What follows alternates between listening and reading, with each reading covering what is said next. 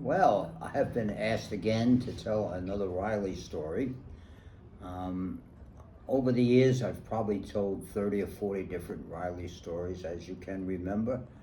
Riley was a man who decided to form a criminal gang, actually, to rob money so it could be given to the poor. He was, as I've stated before, he was sort of a Robin Hood in his mind. So tonight I thought I'd tell you the story about how he decided and why he decided to rob the Federal Reserve Bank in New York. The Federal Reserve Bank, of course, is owned by the United States Treasury, a government agency. They have Federal Reserve banks all over the country. The one in New York is on 33 Liberty Street in Lower Manhattan. It's a business area with some very famous old buildings. Obviously, Wall Street is down there, so the New York Stock Exchange is there. It's quite a business area with many buildings. And the Federal Reserve Bank at 33 Liberty Street stands like in the corner of a triangle type building. Very famous building, famous architecturally. There are a few others in New York. But when Riley decided to rob the Federal Reserve Bank, many of his gang members said, "Oh yeah, they've got a gold depository at the Federal Reserve Bank." And Riley said, "Why would you rob a bank to get the gold?" And they said, "Well, the gold is there, and I mean, it's valuable." And Riley explained to them, "Listen, you can carry out a bar of gold, which is 16 ounces at $40 an ounce. You know, one bar is 1 pound, and you would get maybe 12 or 1,300, 1,500, maybe $2,000. But if you took 1 pound of you good old American $100 bills, guess how much money that is?"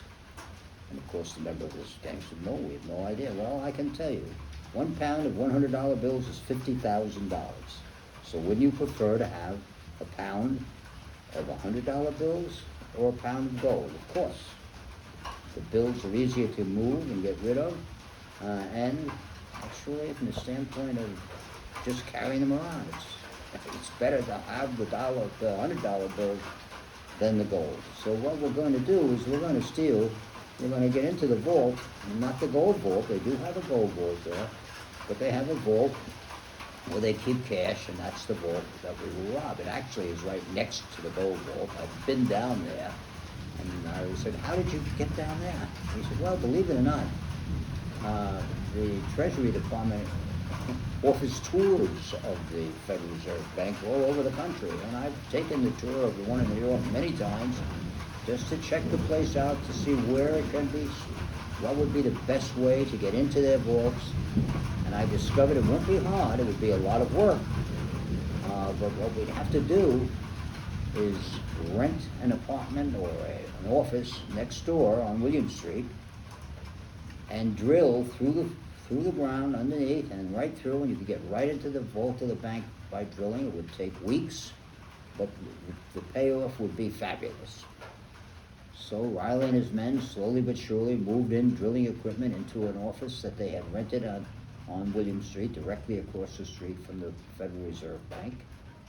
And for 2 weeks they drilled underneath the street, only at night, and when they could be very quiet. They had to stop it many times when traffic was going by or a policeman might be walking by. Believe it or not, they had police walking around the city of New York in those times. It took them 2 weeks, but they finally got into the vault of the bank. And they stole many pounds of $100 bills. That's all that they took. They probably walked out of there with $12 or $13 million in cash. And back in those days, back in the 50s, that was a lot of money. So that was a very successful robbery that Riley and his group pulled off. And then someday I'll tell you a story of how they stole Fort Knox. That's even a more interesting story and a more difficult thing to do, but believe it or not, Riley pulled it off. I'm not going to tell you that now, but another time I'll tell you the story of how Riley and his crew actually stole gold from Fort Knox. Thank you. Good night. You're welcome.